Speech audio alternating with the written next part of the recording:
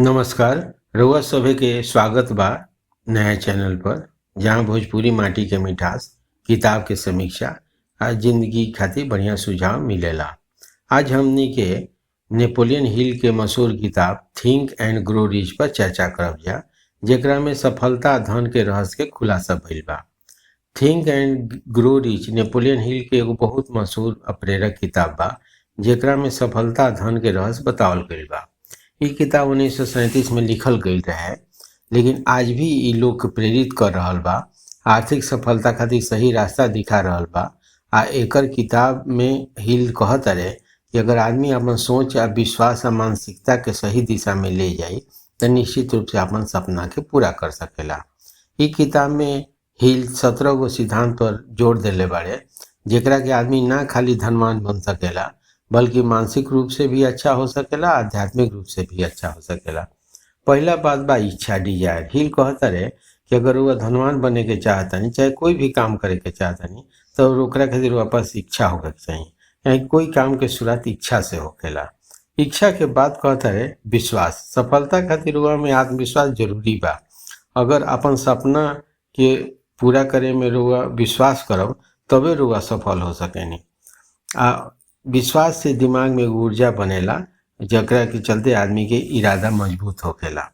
फिर कहता रहे ऑटो सजेशन। हिल कहता रहे कि कैसे सकारात्मक सोच या खुद के सुझाव से दिमाग काम करी। एकरा खातिर हर दिन रोआ अपना के सकारात्मक बात करे के चाहिए, अपन लक्ष्य पर ध्यान रखे के चाहिए आ खुद भरोसा करे के चाहिए। फिर कहता रहे स्पेशलाइज नॉलेज। सफलता खातिर जानकारी के खास महत्व विशेषज्ञता पर हमने के ध्यान देवे के चाहिए। कहता है हर आदमी एगो खास विषय में महारत हासिल कर सके, अपन ज्ञान के सही इस्तेमाल करके अपन इच्छा के वो पूरा कर सकेगा। फिर कहता है कल्पना, इमेजिनेशन। हिल कहता है कल्पना शक्ति रुआ के सफल बनावे में मदद करेला। कल्पना के जरिए रुआ अपन दिमाग में नया नया तरीका के सोच सकेनी, ओकरा के अनुसार योजना बना सकेनी, अपन लक्ष्य के हासिल कर सकेनी। फिर कहता है ऑर्गेनाइज प्लानिंग, योजना। सपना पूरा खातिर रुआ मजबूत योजना जरूरी बा। हिल के कहना बा कि सोच समझ के व्यवस्थित योजना से रुआ और कोई काम करब तो रुआ जरूर सफलता मिली। फिर कहता है निर्णय। हम देखिए निर्णय लेवे में बहुत सोचे लगे नहीं जा, जना के कारण काम ना हो पावेला। हिल कहता है ना, रुआ जल्दी निर्णय ली, निर्णय लेने की आदत बनाई, ताकि जे भी सफल आदमी बनल बा वो बिना समय गंवाले निर्णय करेला और कायम रहेला। फिर कहता है सहनशीलता।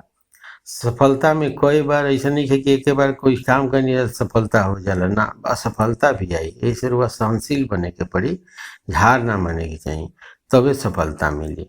फिर कहता है मास्टर माइंड। हिल कहता है कि सफल लोग अपना इर्द गिर्द ऐसा लोग के रखेला जेकरा से वो प्रेरणा पा सकेला, एक दूसरा का मदद कर सकेला। जैसे केकरा साथे रुआ रहता नहीं, केकरा साथे उठना बैठना बा, वही अनुसार और सोच बनाता, तो अपना वो ग्रुप पर भी ध्यान देवे के चाहिए। हिल कहता है सबकॉन्शियस माइंड। हिल कहता है सबकॉन्शियस माइंड जौन बा उ पर नियंत्रण पावे खातिर, सकारात्मक ऊर्जा देवे खातिर काम करे के चाहिए, ताकि हमनी के दिमाग सकारात्मक रूप से सोच सके।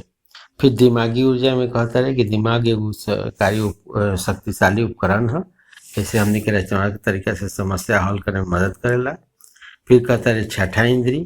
छठा इंद्री ऐसा बा कि जे दूसरा कार्य के बारे में चाहे घटना के बारे में थोड़ा सा गहराई से सोच सकेला। और सबसे इम्पोर्टेंट तेरहवा बात कहता है डर हटावे के। डर अगर रही तो कुछ काम ना हुई। यही से थिंक एंड ग्रो रिच ऐसा सिखावता कि सफल बने धन कमाए खातिर रउआ का मानसिकता होवे चाहिए। एक किताब में दृढ़ संकल्प, आत्मविश्वास, सकारात्मक सोच के महत्व बतावल गई बा। ये किताब हमने के याद दिलावेला कि जिंदगी में सफलता तबे मिली जब हमने के अपना लक्ष्य पर ध्यान देव जा, और खातिर सही तरीका से मेहनत करब जा। एक किताब से खाली व्यवसाय में ना, व्यक्तिगत जीवन में भी सफलता मिली। ये सच्चा प्रेरणा देवे के किताब बा। आशा करब कि रह सब ये किताब के जरूर पढ़े के कोशिश करब जा, ताकि रोआ भी जीवन के अपना तरीका से सफल बना सकेनी। यहाँ तक सुनी, बहुत बहुत आभार।